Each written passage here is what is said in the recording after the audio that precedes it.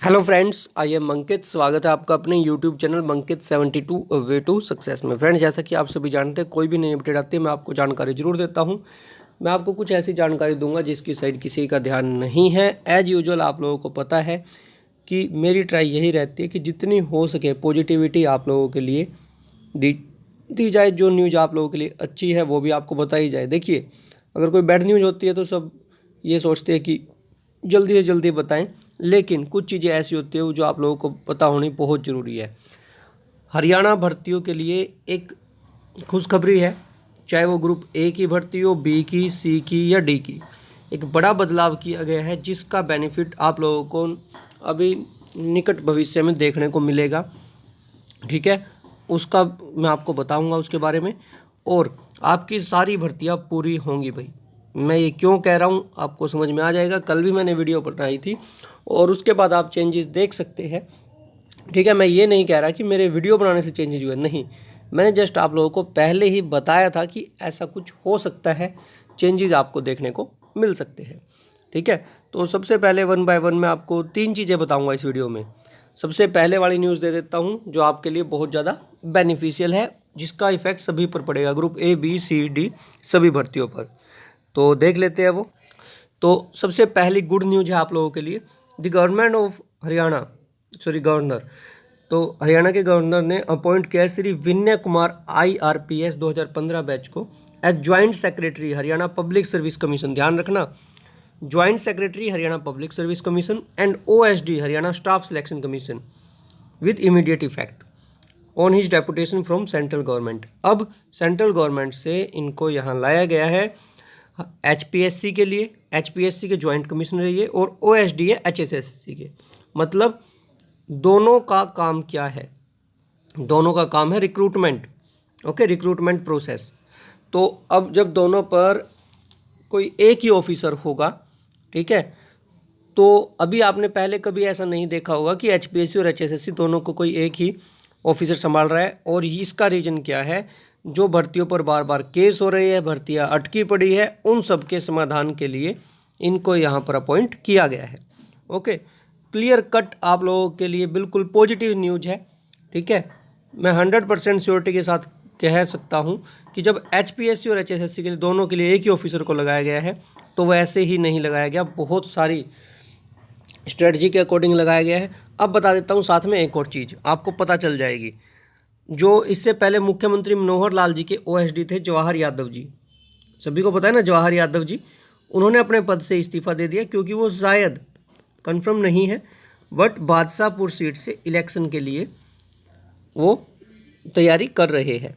Okay, और हो सकता है कि ज़रूरी नहीं इलेक्शन ही हो सकता है वो कोई बीजेपी के संगठन में कोई और पद दे दिया जाए उन्हें। लेकिन उन्होंने कई भर्तियों में क्या किया था, जैसे हरियाणा पुलिस की भर्ती है, वो कईयों में मध्यस्थता की थी और आगे उन्हें सुलझाया था। तो कई मामले उन्होंने अच्छे से हैंडल किए थे। अब उम्मीद की जा रही है कि श्री विनय कुमार जी जो है वो आकर HPSC और HSSC की भर्तियों का जो अभी बुरा हाल हो रखा है, ठीक है, बीच में रूल चेंज हो जाते हैं कुछ और, तो इस वजह से या फिर नए पैटर्न की वजह से जो प्रॉब्लम आ रही है उनको सॉल्व करेंगे।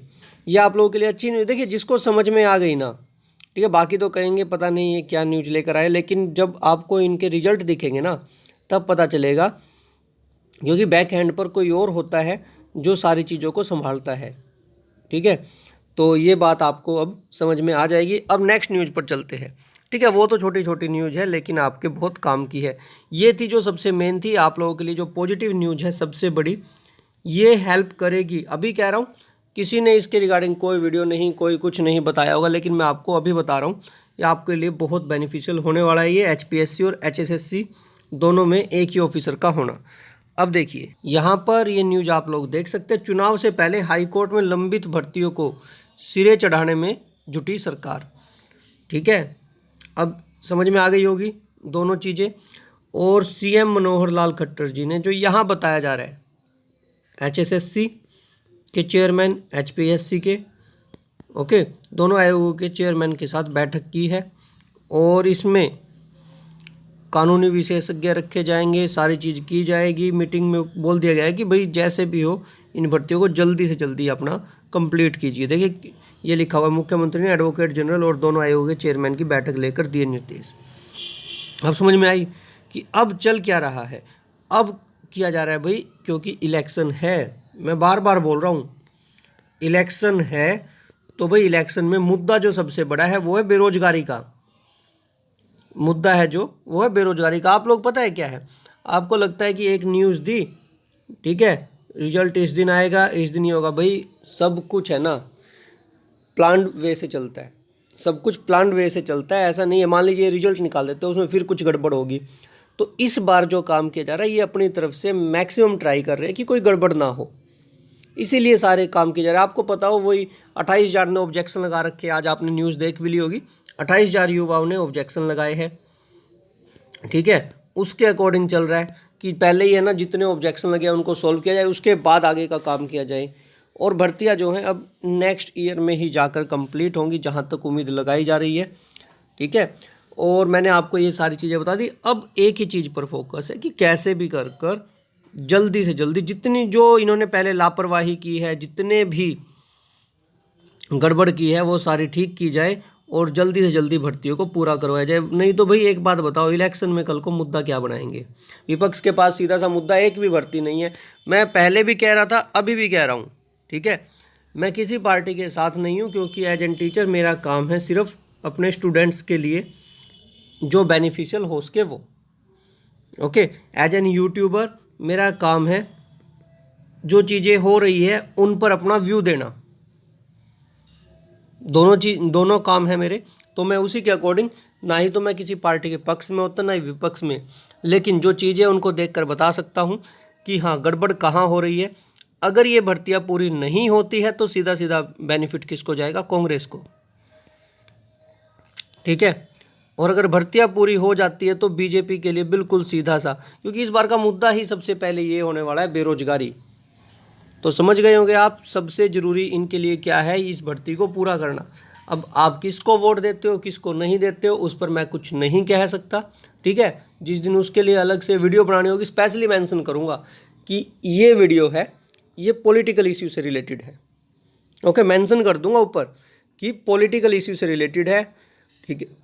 और किस सीट के बारे में है, कहाँ पर है, किस सीट के बारे में बात कर रहा हूँ, कांग्रेस के बारे में बात कर रहा हूँ, बीजेपी के बारे में, जिसमें भी करूँगा ना मेंशन करूँगा भाई, क्योंकि अभी आप लोग यहाँ पर सिर्फ और सिर्फ पढ़ने के लिए या उससे रिलेटेड न्यूज़ के लिए आए हो, तो इसलिए यहाँ पर मेरी ड्यूटी बनती है कि आपको वही बताया जाए जो आपके काम का है। तो मैंने आपको बता भी दिया, अब आपका काम है सिर्फ अपनी प्रिपरेशन रखें अच्छे से, ठीक है। आपके लिए पॉजिटिव न्यूज़ है ये सारी जो चल रही है। अभी देखिए एक और दिखाता हूँ, ये देखिए ग्रुप डी के 13,536 पदों पर भर्ती का रिजल्ट प्रश्नों की जांच के बाद आएगा, ठीक है। 28,000 युवाओं का परीक्षा के सवालों पर ऑब्जेक्शन। अब देख लीजिए यहाँ पर भी इन्होंने लिखा हुआ 15 दिसंबर तक आ सकता है रिजल्ट। ये भाई चलता ही रहेगा, जब तक रिजल्ट नहीं आता ना ये डेट आगे पीछे होती रहेगी। हरियाणा पुलिस की भर्ती याद है सभी को, हरियाणा पुलिस की भर्ती अप्रैल से चल रही है,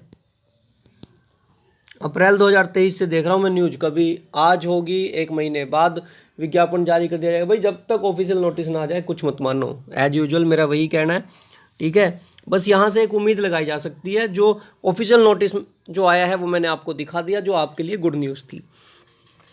अब इसके बाद किसी की कोई भी क्वेरी हो कमेंट सेक्शन में पूछ सकते हैं, ठीक है। मिलते हैं आपको नेक्स्ट वीडियो में नई अपडेट के साथ, और